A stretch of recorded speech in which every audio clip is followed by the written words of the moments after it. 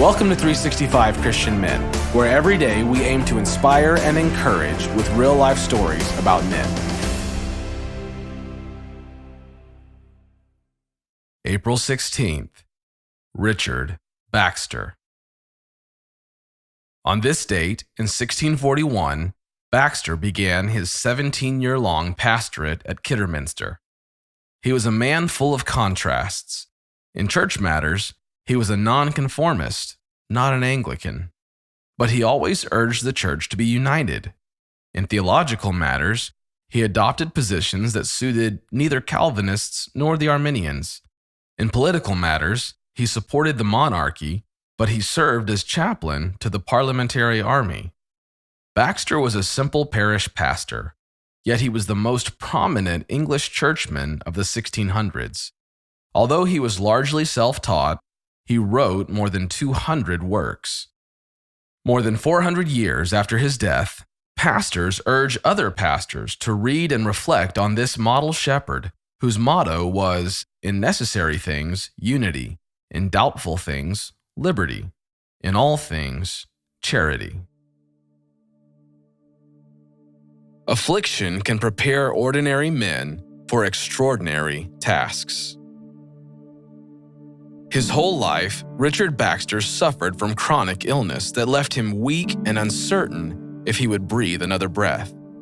But when he was 23, he so badly wanted to help people know Jesus that he decided to go into ministry. He said, "Expecting to be so quickly in another world, the great concernments of miserable souls did prevail with me against all these impediments."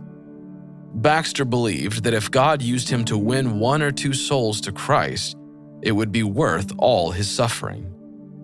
He wanted to minister to an area where people had not already heard the gospel, and this led him to the people of Kidderminster, a town of 800 families made up of crude handloom workers. The place was infamous for its ignorance and depravity. After Baxter preached his first sermon, with scarcely one family from each street in attendance, he was unanimously elected minister. He spoke on the importance of church discipline and taking the Lord's Supper. Though he had little education, he was a compelling speaker. His immense knowledge was evident. He could readily quote from any of the hundreds of books that lined his shelves. Baxter went from house to house. The families he visited seriously thought about the things Baxter shared, and many of them cried. Baxter said, "Some ignorant persons who have been so long unprofitable hearers have got more knowledge and remorse of conscience in half an hour's close disclosure than they did from 10 years public preaching." He would leave a chosen book or two from his library for each family to read. Soon, great crowds flocked to hear Baxter, even though his sermons were an hour long and he read straight from a manuscript. The building held 1,000 people, and soon it was full. In fact, the crowds grew so much that 5 galleries had to be built to accommodate all of the people. On any given day, hundreds of families were singing psalms or repeating Sunday sermons in their homes. Concerning the rapid growth, Baxter said, "When I first entered on my labors, I took special notice of everyone that was humbled, reformed, or converted. When I had labored long, it pleased God that the converts were so many. Families in considerable numbers at once came in and grew up. I scarce knew how."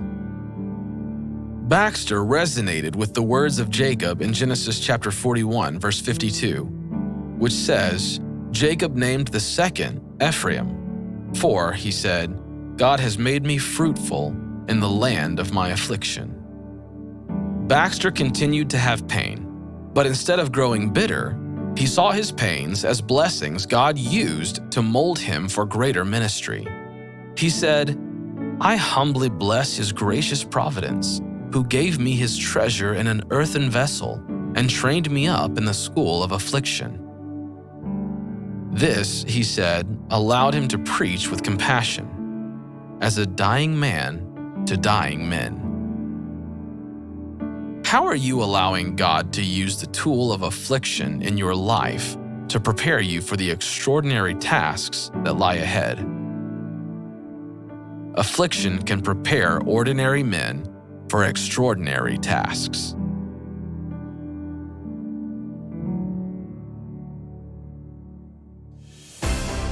Thank you for listening to today's story. Every day of the year, our hope is to inspire you with real-life stories of faithful men who have gone before us. Hebrews 12:1 says, "Therefore, since we are surrounded by so great a cloud of witnesses, let us lay aside every weight and the sin that so easily ensnares us. Let us run with endurance the race that is set before us." Join us tomorrow for another story at 365christianmen.com.